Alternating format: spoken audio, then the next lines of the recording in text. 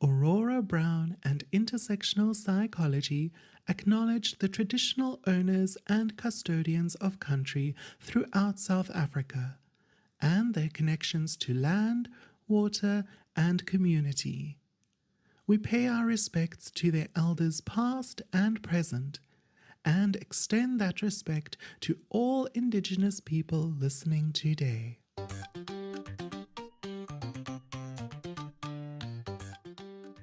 Intersectional Psychology, Season 3, Episode 4. Big Brother is Still Cis, Countering Anti-Gender Attacks.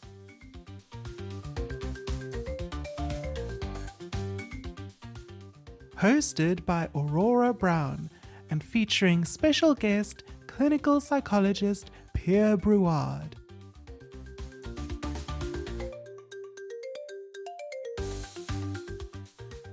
Content note: this episode references anti-gender movements and the concepts of hate crimes and hate speech. If you're unable to engage with these topics right now, you are welcome to skip this episode or come back to it when you feel better resourced.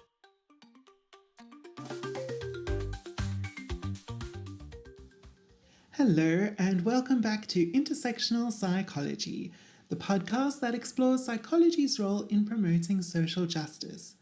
I'm your host, Aurora Brown. I'm a registered counsellor in Cape Town, South Africa. I'm glad you're here. Today we are continuing our series on the health of trans and gender diverse people with a discussion on how to counter anti-gender movements and disinformation and misinformation online, as well as how to protect your mental health online. My guest for today, who you'll hear more about in a moment, is Clinical Psychologist Pierre Brouard. We had some recording issues with the video portion of the last part of my interview with Pierre. I know it's almost becoming a running theme on the podcast, recording issues. I promise I am not repeating the same old mistakes every time. I am making new mistakes every time. Clearly, I am technologically challenged. What a thing to be known for. Sorry. So we do have audio recording, backup audio recording of that portion of the interview. So you will be able to listen to the entirety of my interview with Pierre, even if you can't watch all of it. So thanks again for being here. Let's get into my interview with Pierre.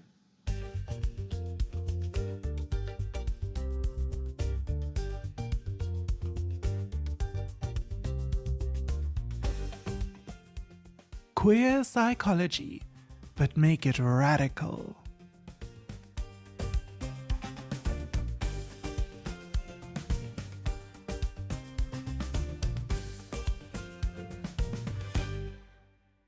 I am excited to have as my guest today clinical psychologist Pierre Brouard.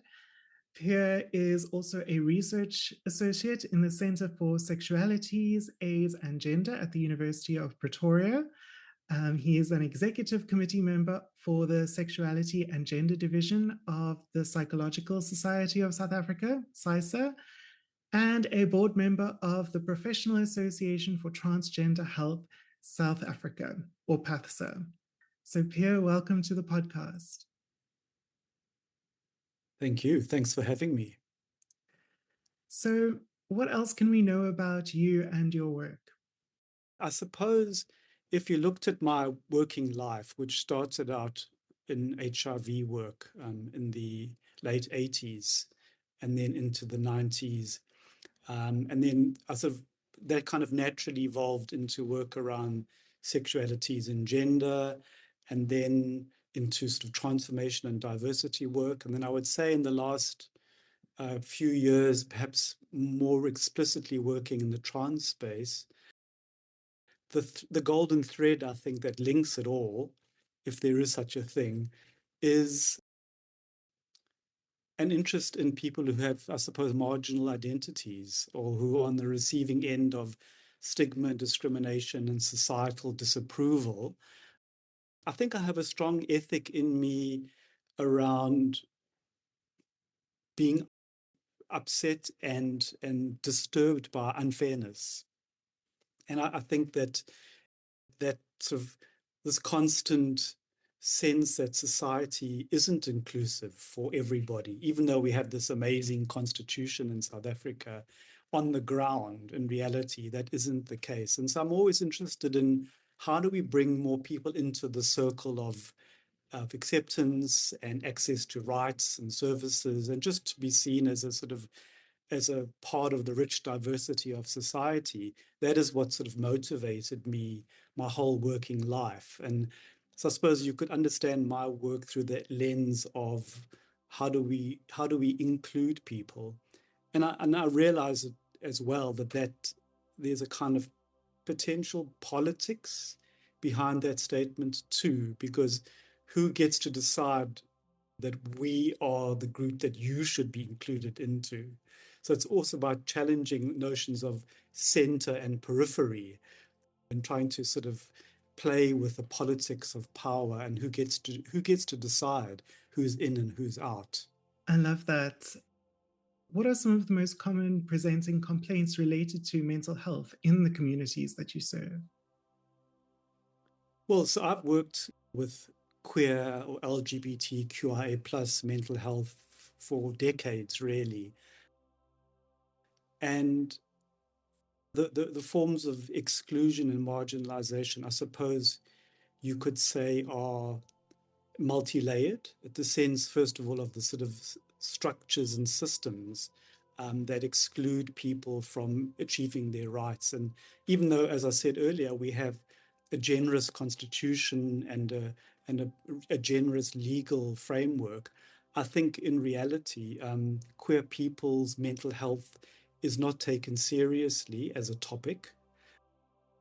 There is not enough training in the curriculum of, say, healthcare providers generally in South Africa on that topic. There's not enough data gathering on queer people's mental health experiences and life. And even if you look at something like the census, for example, there's an opportunity there to capture information about queer people that I think has been missed historically.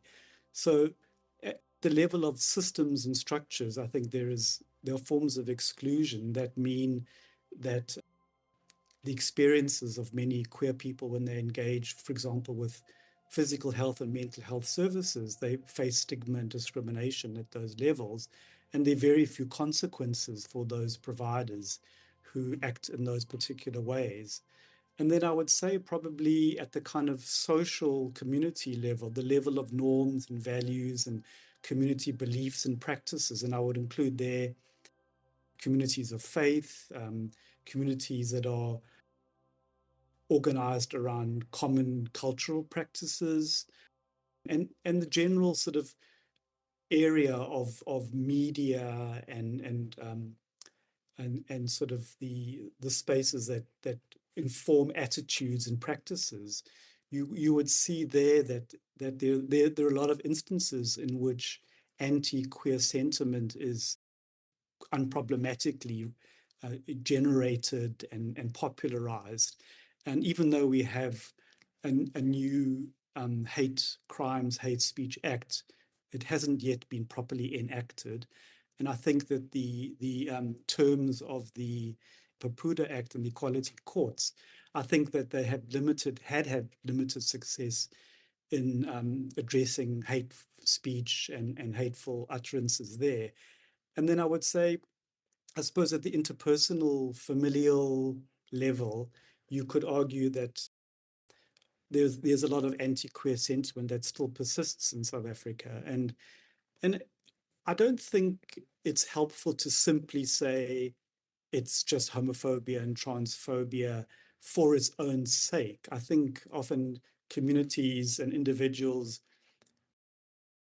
perhaps I'm being generous here, genuinely struggle to understand different identities and ways of being. And they are the products of their own socialization, so they sort of uncritically might recreate some of those attitudes. I've just written a draft co-chapter in a book on conversion practices in Africa that affect young people.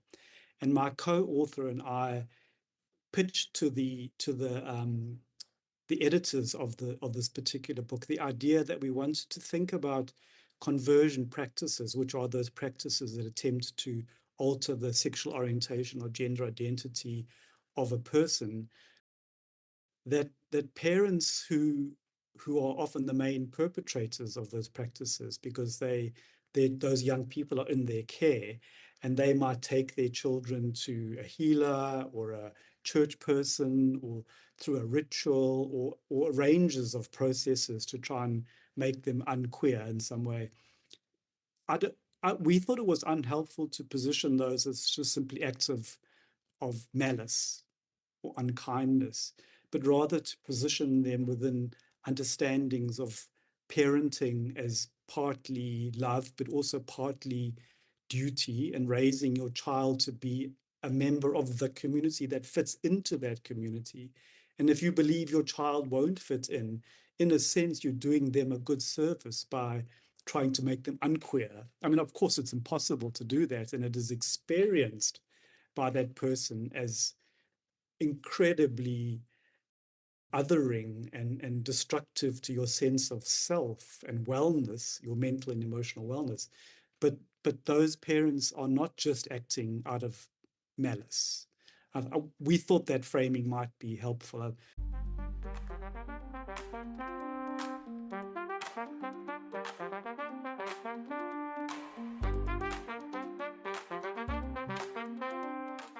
Big Brother is still cis.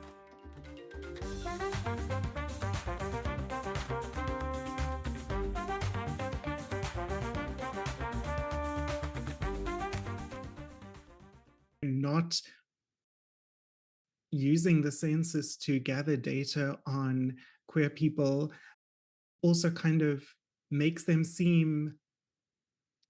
us seem like a smaller group than we really are, or a smaller number than we really are.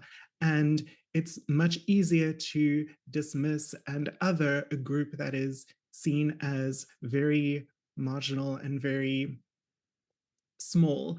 And then because of that, the people who are queer, also not all of us will speak out or come out because we feel like we're the only ones. And that then further reduces the visibility of the community and the impacts that each of these things have on a queer person are compounded. Like you say, it's all layered. In a way, we can distinguish between very clear overt acts of violence, name calling, hitting, harming. But there is a kind of symbolic violence in silence and invisibility, which I think is what you're suggesting in your framing there, that when you're a young queer person and you have no frame of reference for your identity and your way of being, and that's partly because your parents can dominate your space, and the community you work in or live in can dominate your ideas.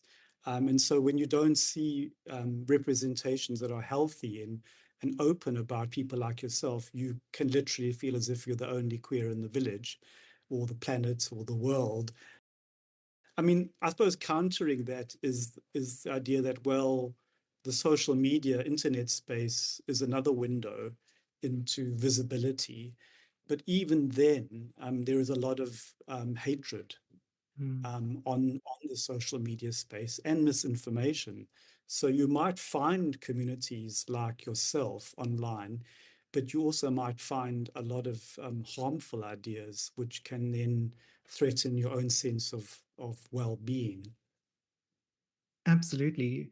And it's always kind of a catch-22 because you'll see in the US, obviously it's good for the census to gather data on queer people and for us to be represented there. But on the other hand, if you look at places like the US, technology and databases are weaponized against immigrants or queer people and used to further identify them and punish them for their otherness. The numbers question is interesting because I was a couple of years ago part of a team of people that ran a seminar series on the possibilities and pitfalls of including queer people in large social surveys. And one of the debates that we had in that series was, what if you do the numbers and you find out that the numbers of queer people are small? Then what that can be weaponized by anti-queer forces to say, why are we putting all our energy into this small group of people? And in a way, it enables a kind of punching down to that community. I think, which is why I love aspects of our own constitution, why living in a constitutional democracy feels important to me, is that the way that our laws and our constitution are framed is not a simple majoritarianism that operates in South Africa. We see South African society as being a, a, a mosaic of large numbers and small numbers and big identities and small identities. So in a way, it's not about just the largest number of people dominates. It's about how you find that delicate balancing act of all different kind of identities and practices. And I think the other thing that your comment made me think about is, particularly stimulated by your mention of the United States, is I think we're living in an unprecedented era around a kind of questioning of science and truthfulness.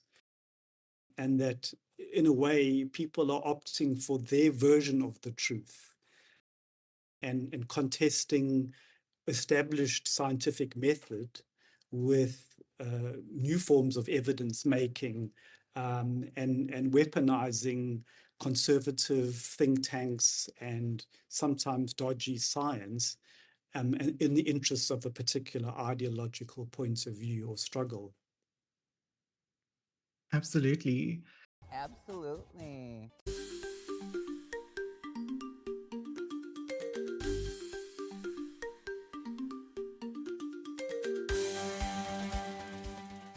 Platforms of harm, laws of hope.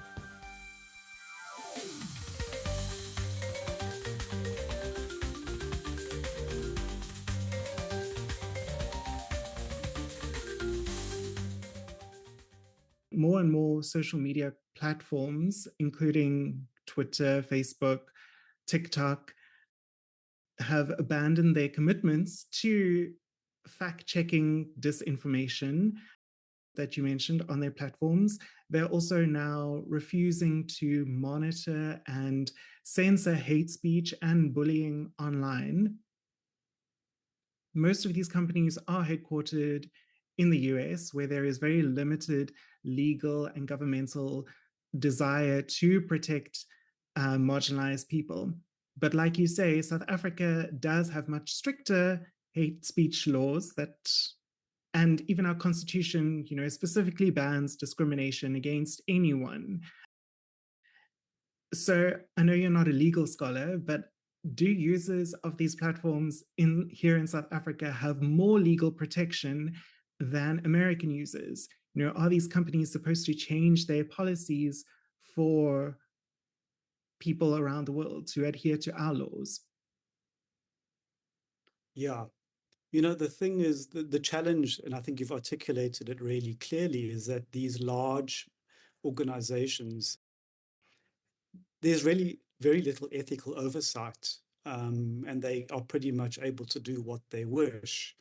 And I think the rise of Trump and Trumpism is a feature we cannot ignore here, that there's a kind of fetishization of free speech that is happening in the United States. And that these kind of guardrails that were tentatively there in these big platforms are being eroded in the interests, I think, of a kind of anti-woke drive that is being pushed by the Trump government, that any attempt to restrict what people can say, what kind of language they can use, or attempts to make the world and language and policies and spaces more inclusive are seen as anti-American. They're seen as anti-freedom. And I think it's definitely had a knock-on effect in terms of these big platforms where increasingly terrible things are being said. And it's very difficult. I see sometimes on TikTok how content creators get bullied and harassed and devastated by the hate that is thrown at them. But I do think we in South Africa, we have laws that make it possible for people to then, even though some of those utterances are on those platforms, in terms of South African law, there are things that you can or cannot do. So, for example, I know there have been some recent high-profile cases, and some of those people are being taken to the Human Rights Commission, for example. These cases, often take their time through the processes of getting to a point or some kind of resolution. But I do think I'm quite proud of the fact that those things do exist, even though they're perhaps not as assertive or as powerful as they could be.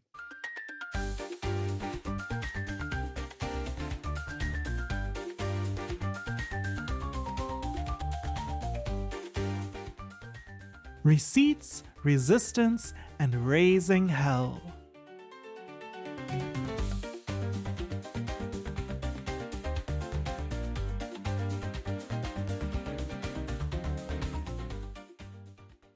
Getting on to how we then look after ourselves online and how we can combat these hate speech and the disinformation that is out there.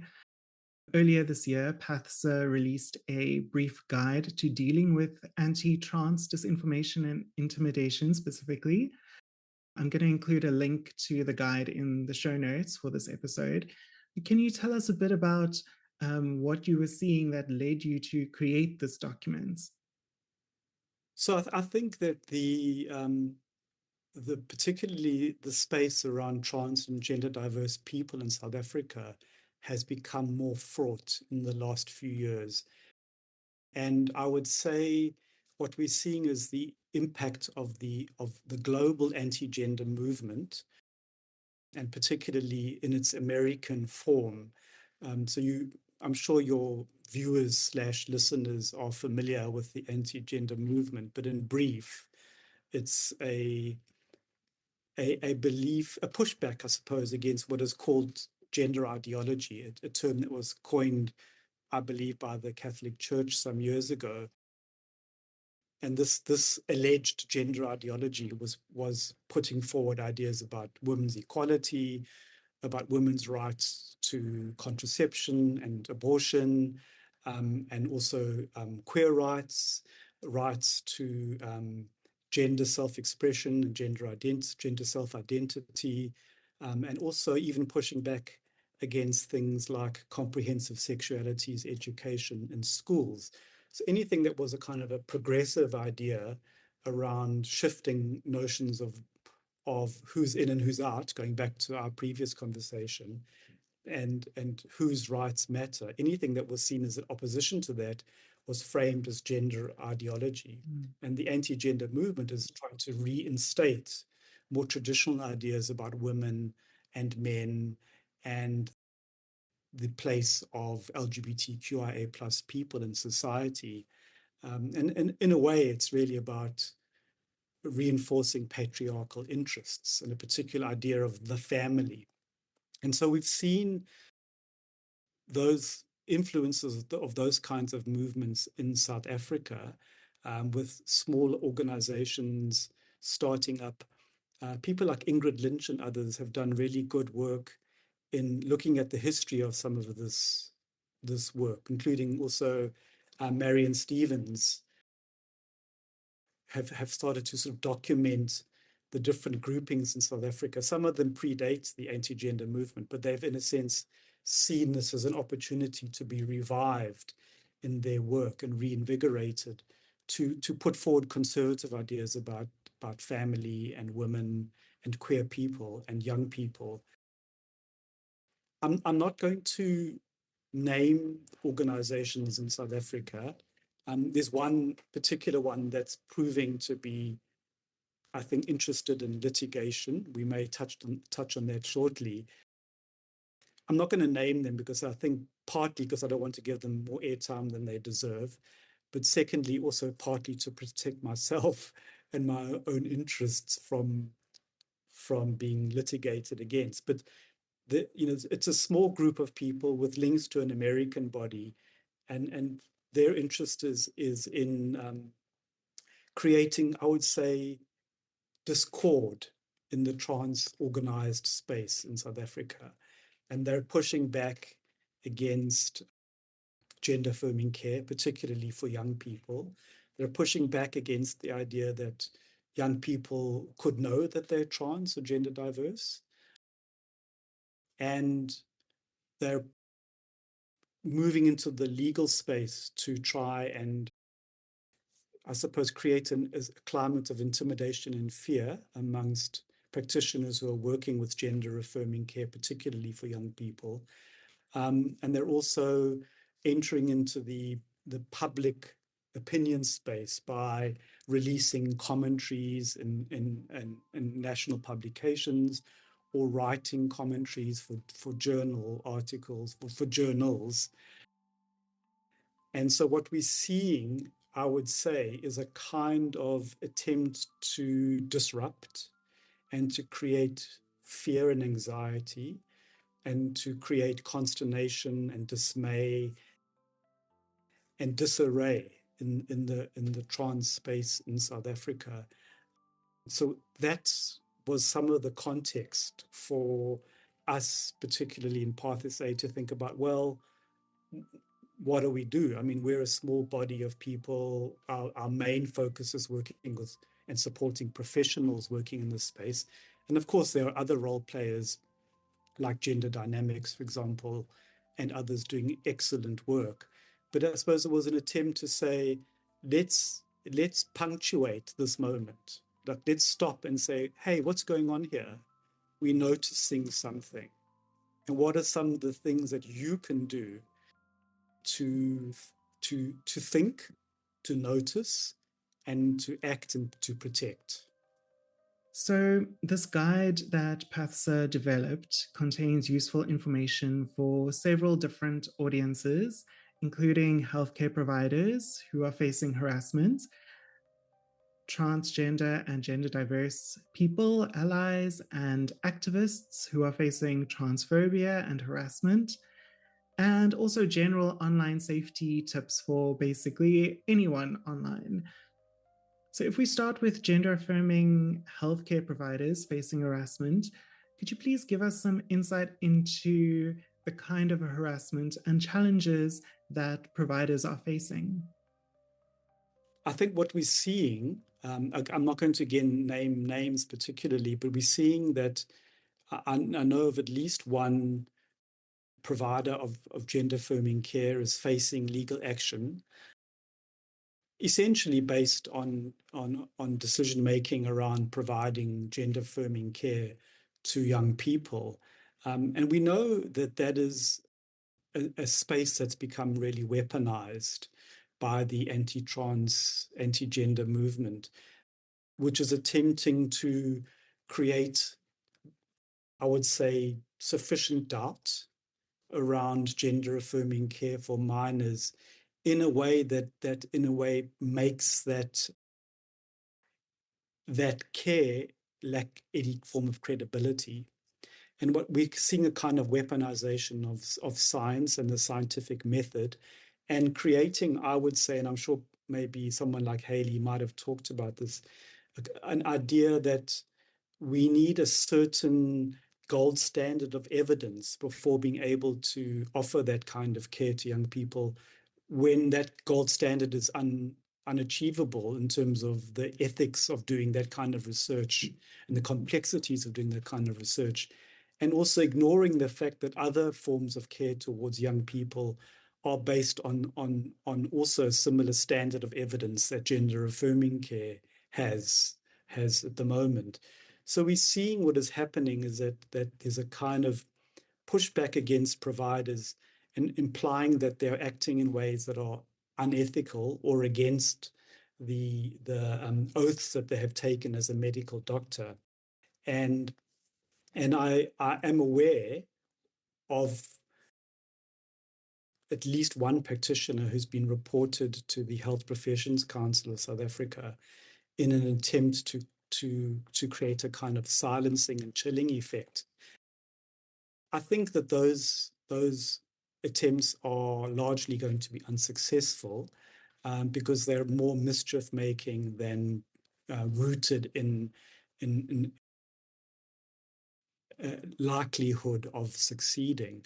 And so I'm also aware that there was an advisory released by the Health Professions Council of South Africa last year around the use of puberty pauses in young people, which is one of the treatment options around gender diverse young people. And although one is not being forced to stop use puberty pauses, what it does is starts to create sufficient doubt and sow the seeds of doubt. And so I think this is what is beginning to happen, is that practitioners are beginning to say, should I carry on working in this space, or is my work actually informed by the best science? And what if I'm being sued and I lose my rights to practice as a medical practitioner?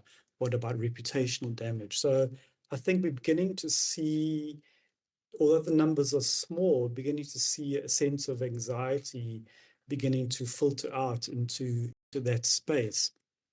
Yeah, I think that is what we are noticing in terms of providers of gender affirming care, is that there's this general climate of anxiety and uncertainty and fear that's beginning to be generated. So if you look at the guideline that we wrote, we're not offering specific legal advice about what one can do, but it's more about stepping back, making a reasonable assessment of the risk. And I would say that includes talking to a legal practitioner, talking to the ethics bodies that govern your practice, talking to your peers who may be doing the same kind of work, reaching out to organizations like Path SA to say, how can you assist us in thinking this through? So that's definitely one of the things that we talk about in the guideline. And then the importance of documenting everything that one does in one's work. That is, I mean, obviously standard medical practice, but in this instance, it's even more important that any decision making, for example, around gender affirming care for young people is strictly done by the book, and that it's a detailed, lengthy process and involves as much consultation as possible. In fact, that's always been the standard of care. But what I think these anti-trans forces do is they start to create doubts. And part of what we wanted to do with the guideline was to say, trust yourself, trust your instincts, trust the science, trust the knowledge, speak to the community. And that harassment isn't just causing providers to kind of step away or pull out of providing gender affirming healthcare. It also is prohibitive to other providers or newly trained providers stepping into the field. And like you say, I think, or what I'm extrapolating from what you're saying, is that a lot of this doubt around gender affirming healthcare and the risks associated with it ignores the risks of not providing care at all. I think what is disconcerting to me, and I think shows up the true intentions of a lot of these anti-gender forces and people, is that they frame themselves as being concerned about the person. But I don't see that energy translating into caring for the mental health of young people. Exactly. And when Tembi was on, we spoke about how the counseling that they are suggesting instead of gender affirming healthcare is more akin to a conversion practice than to actual therapy.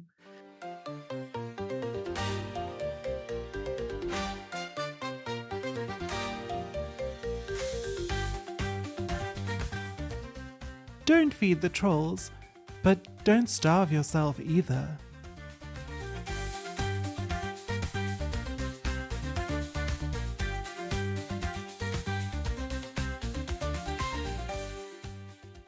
So, what should providers know about participating in online spaces?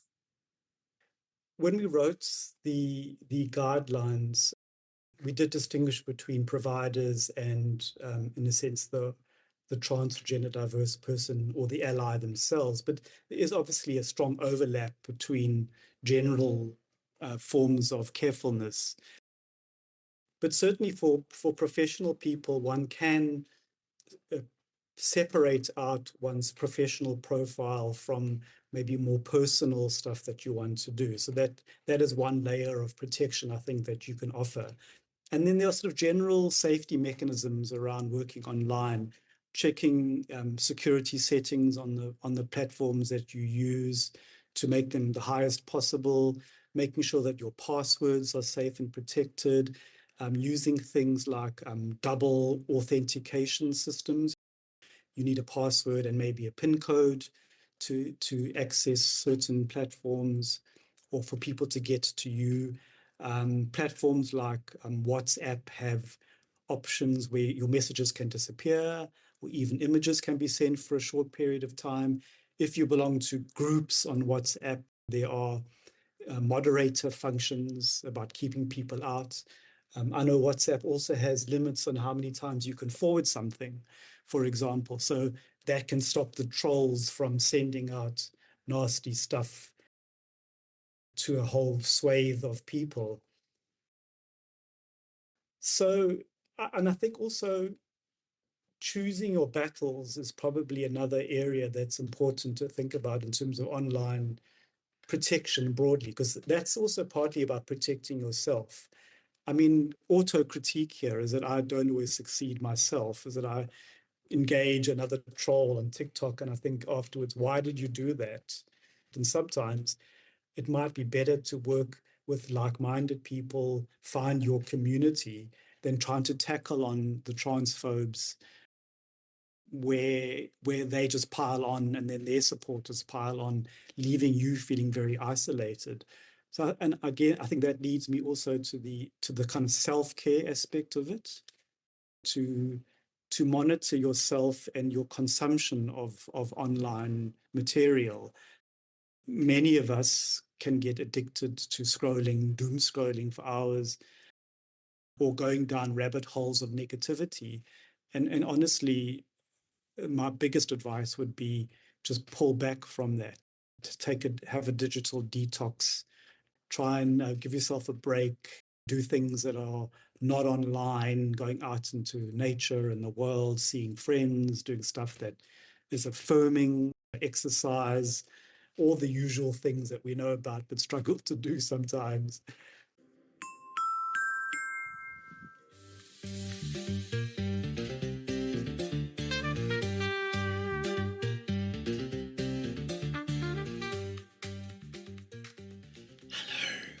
It's me, Aurora.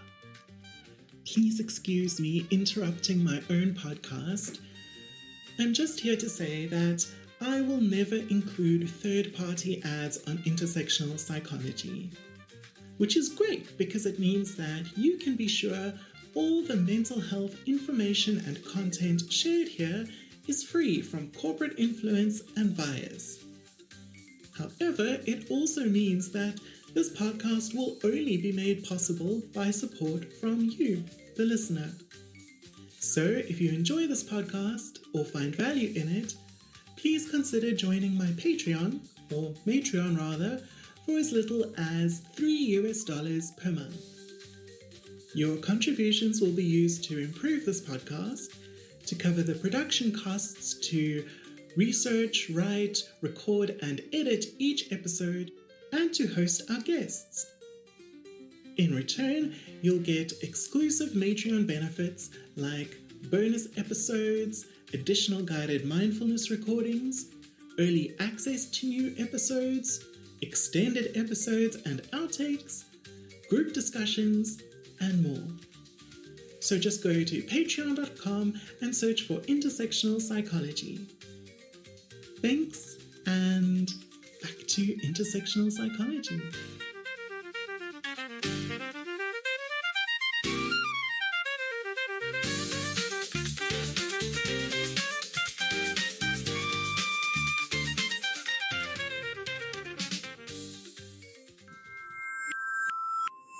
Can you tell us more about how the suggestions for trans and gender diverse people and allies and activists facing transphobia and harassment, how does this differ from the advice for providers?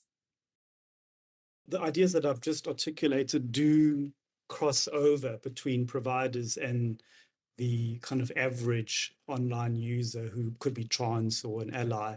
Most difficult aspect, and I guess I need to sort of speak about my own positionality here, which I haven't really yet in this discussion, is around the fact that I'm not trans, but I'm also a little bit gender questioning in my own worldview, and I find the categories and labels around gender often very unhelpful, and have had many experiences of being misgendered in the world, even today, with being bald and having a grey beard. I do regularly get a kind of peripheral misgendering, which is out of the corner of the eye. Someone reads me as feminine, and then will call me ma'am, and then reverts to sir in a flurry of embarrassment and shame, which is in itself a whole interesting topic to discuss. So, in a sense, I have an interest in understanding the world through the lens of someone who might face scrutiny on the basis of their gender identity or presentation. So I think for me, it's about protecting oneself as the first and foremost important thing. That it can be incredibly, I think, devastating to face harassment and harm and misnaming and dead naming and misgendering, that is, particularly when it's deliberately done. I see that a lot on social media platforms when the trans person or sometimes intersex person is deliberately misgendered by a troll. I think as a gay person, I've learned to develop certain kind of protective mechanisms, but I still think some of those arrows get through, whether we like it or not. So I would say the first thing is really about protecting your own well-being, your own psychological and spiritual well-being. And that can mean making very clear decisions about who you will or will not take on. And there's no shame in disengaging from an encounter or leaving a platform or choosing not to take somebody on. But I think if it matters to you and you feeling strong in that moment, it can be strategic to push back in ways that assert yourself, because there is also sometimes a value and a power in standing up to a bully and saying, I refuse to let you speak to me that way, or I don't take on your transphobia. It says more about you than it does about me. So if one can do that in ways that are self-affirming and setting a boundary and assertive, I think that can be an incredibly empowering thing to do. But not everybody, I think, is able to do that, or is able maybe to do that on a particular day. And that is where I think bringing in an ally can be important. Get your troops, tell other people who will then engage with that person. In the South African context, I would say invoking our PEPUDA Acts, Promotion of Equality and Prevention of Unfair Discrimination Act, because people are accountable for online hate speech in terms of that act and in the forthcoming Hate Crimes, Hate Speech Act. So I think if someone is, for example, speaking on behalf of a professional body or a business, and then one can take them on from that point of view in terms of whether that is something that their corporate image allows for. For example, if someone is speaking in their official capacity as part of an organization. So I would say those are some of the ideas that I have. It's not always easy to do that, I would concede. But I think it is important to reach out to your community, find your safety nets, and strategically sometimes to withdraw to a safe space for yourself.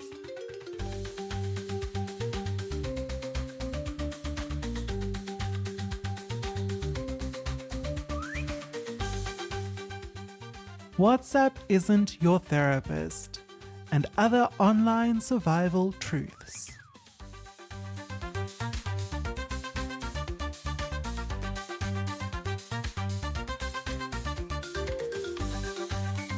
The internet, and especially social media, is becoming a scarier place every day for marginalized people. Is there anything else that any other measures that you would like to advise on to protect ourselves online? For better or for worse, the internet and that space is with us. And like all great technological advancements, they come with their advantages and the unintended consequences. And it is a bit like riding a monster wave, and it's exhilarating but terrifying at the same time. And I do think I have the advantage, even over someone like you, is that I'm old. And I grew up before everything, before television, before internet, before computers, before ATMs, before social media. So I know what a life was like before all of this. I didn't have, and I think the challenge is that young people are growing up with their brains being co-wired with the internet, social media space, and they don't have the wisdom and the capacity to see what it is doing to them. And what you already, I don't know if you've noticed this, but a number of countries around the world, notably Australia, are introducing legislation to not allow young people to have cell phones, and with certain kinds of cell phones up to a certain age. Which, I mean, I hate to sound like a Luddite, but I'm kind of support that, because I think it's a tool that you don't understand and can't manage and protect yourself from. So I think certainly from a parent point of view is protecting one's kids from access to social media too early. But otherwise, finding ways to take spaces from the digital world would be the biggest single thing that I could recommend. But it's difficult, God knows how many of us are out with a bunch of friends, 3/4 of the crowd are on their phones, in the interest of documenting the event. But, whatever happened to just talking to each other? Absolutely. I actually agree with you 100% about, limiting smartphones for up to a certain age. So it sometimes feels like we need to be online in order to be real in the world. And with everything happening, as activists, we also feel like we have a duty to be aware of what is going on in the world. That makes disconnecting or taking a break from the media difficult. Do you have tips that could help us disconnect?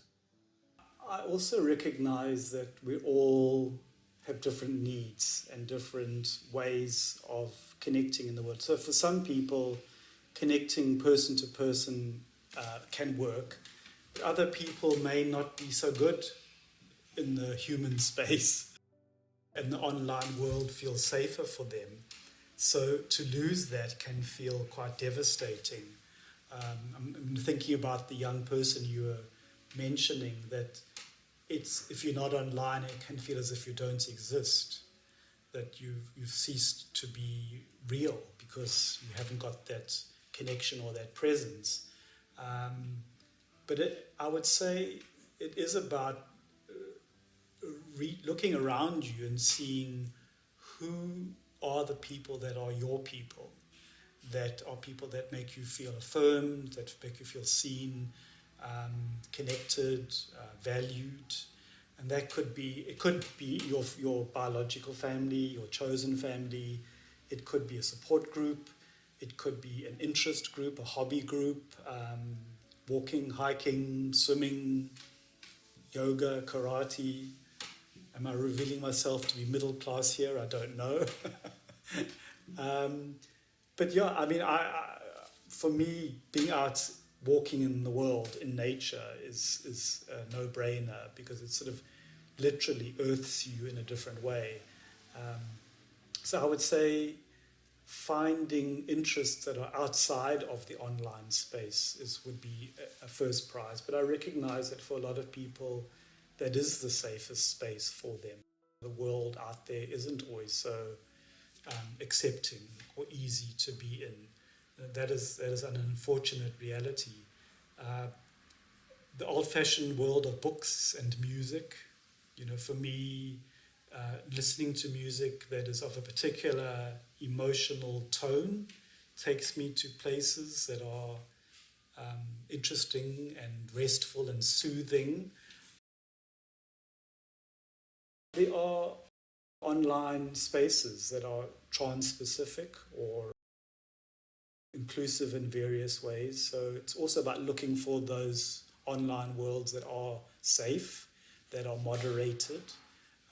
I would say would be important things to think about as well. Thank you. I love those tips. Now, the only social media or messaging platform that is specifically named in the guide is WhatsApp. Many of us use WhatsApp to maintain our most intimate relationships, so we just kind of assume or maybe hope and pray that it is a safe space. What would you like to share with us about using WhatsApp? The main advice is do your homework. You get invited to join groups that you don't know. So be careful about which groups you join. Make sure that the groups are moderated. Some groups have specifications or settings where only the admins can post. That's often a very important safeguard against people mouthing off things that are transphobic or hateful. So I'd say choose your company carefully in terms of which WhatsApp groups you will join. And maybe do a cleanse every now and again of your WhatsApp groups that you've joined. And maybe you could say, well, this one isn't serving me, or I'm going to take a break. I find muting notifications very helpful, because you can end up being pinged all day and all night. Personally, I put my phone on silent at night, so I'm not disturbed by any messaging or notification that comes through to me. Yes, doing your homework is excellent advice. But also, the size of the group really makes a difference. The larger a group gets, the more opportunity there is for bad actors. I've been in groups that are supposed to be safe spaces for, say, queer or gender diverse people, but then there are elements of racism that crop up in those spaces. So, looking at it through this intersectional lens as well, a group might be safe for one particular marginalized group, but not for another. And then, do you even want to be a part of such a group if it's not going to accept everyone? Totally. I mean, I think, sorry to interrupt you there. I think in the guide, we do mention intersectionality as an important philosophy and approach to think through, is that the world isn't necessarily safe with people who you think are your people. because they may be, as you say, racist, xenophobic, and all other kinds of forms of othering. So, yeah, really about finding your people within your people, maybe one strategy. Exactly. I love that phrase. Your people within your people.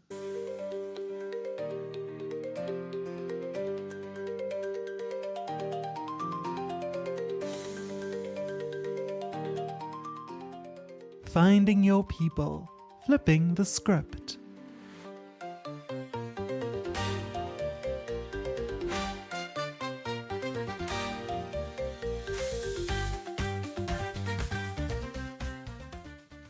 With all the discrimination and hatred towards us being so ubiquitous and loud online, it really helps to put out more positive narratives about trans and gender diverse people, just to balance it out. But as we've discussed, engaging in those spaces is challenging. What tips do you have for those of us who do want to effectively challenge the prevailing narratives online and put out more positive narratives? I would say, find good sources of information and good content creators that know what they're talking about and who are authoritative. I mean, of course, in a sense, we're all authorities in our own lives. So for example, for me, I consciously follow trans and gender diverse content creators online because I think, well, if someone who is a neuroscientist and trans, then that's really a double win because they are not only speaking out of the trans experience, but they've also studied and have that sort of level of knowledge behind them. So I think for me, finding authoritative sources, people from within those communities who could also add other layers of expertise to their knowledge. And boost those content creators. Like them, follow them, share them is a way of spreading the love and pushing back against the hate. And also for me, stepping in for content creators who are diverse and who are then exposed to hate is to step into the comment space and say, thank you for your sharing, for your wisdom, or what your vulnerability, I think is an important act of allyship. In the guide, we may mention LinkedIn, I'm not sure, which is a so-called more professional platform. I mean, LinkedIn is interesting because I think it's gone through different kinds of iterations. In its early years, it got quite boring, but I've found it's become slightly more activist-y space at times around gender or around race, around privilege, around coloniality. So I've been interested to find that phenomenon emerging. But if you are going to work in more professional, so-called professional workplace spaces, again, it's about putting your own best foot forward in terms of making sure that your own profile looks professional. We can debate professionalism because it could be a kind of I suppose, a middle-class idea whose idea of professionalism is another form of gatekeeping. But nevertheless, I suppose it's horses for courses, is that phrase. Put that part of you out that works on a particular platform would be, I think, one suggestion that stands out for me. Yes, I've seen LinkedIn being a space for people to get out longer form ideas or thought leadership, or even putting out academic content without a paywall. But I saw, I think last week, that LinkedIn is also pulling back from their commitment to content moderation now. So I guess we need to be mindful of our safety wherever we are online. That's disappointing. Disappointing. It is very much so. It feels like all the dominoes are falling one by one. As we wind up this episode, would you like to share what is on the horizon for you? Yeah, one project that I would like to talk about is a project I'm running with the Sexuality and Gender Division of SISA. It's on conversion practices, and it actually comes to an end this month. It's been going for about a year, and we've developed a guideline for mental health practitioners working with survivors of conversion practices across the continent. So it's had a launch. It's sort of in its final stages of tweaking, but that will be available soon. But what we're developing as a companion to that is an online e-learning course aimed primarily at mental health practitioners, but of course it will probably take on a life of its own to then understand and learn techniques and skills around working with those survivors. So for me, that's been quite an exciting project, and one that I'm quite proud of, because I think that the guideline and the toolkit will be an incredible resource for the continent. That's wonderful. Thanks for sharing that. We need more and more trauma-informed approaches to all sorts of mental health challenges and experiences, especially in the queer space. Thank you so much to Pierre for all of his work and for being so generous with his time. And thank you to you, the listener, for being here, for continuing to show up for this community and for this podcast. I appreciate you. Thank you for listening to Intersectional Psychology. Please follow or subscribe to the podcast to get every episode. If you enjoyed this episode, please rate and review Intersectional Psychology in your preferred app. It really helps other people find the podcast. This episode of Intersectional Psychology was researched, written, recorded, and edited by me, Aurora Brown. For a transcript of this episode, please see the link in the show notes on your podcast app or go to intersectionalpsychology.com. You can also check the website or the show notes for a full list of references for this episode.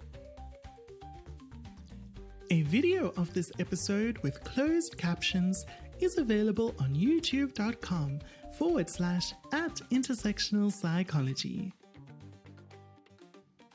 To support this podcast and get access to bonus content, including additional episodes and interviews, as well as more guided mindfulness sessions, please go to patreon.com/intersectional psychology. You can also chat with me on Blue Sky at intersect.psych.bsky.social and Instagram, Facebook, or TikTok at Intersectional Psychology. But mostly Blue Sky. Aurora Brown and Intersectional Psychology are committed to the Cite Black Women praxis. All episodes of Intersectional Psychology are for educational purposes only and are not intended to be a substitute for professional mental health advice, diagnosis, or treatment. I, Aurora Brown, am not able to answer specific questions about individual situations. Always seek the advice of your health provider with any questions you may have regarding a mental health condition. Never disregard professional medical advice or delay in seeking it because of something you have heard or seen on this podcast. If you think you need immediate assistance, please call your local emergency number or any mental health crisis hotline. Everyone deserves good mental health.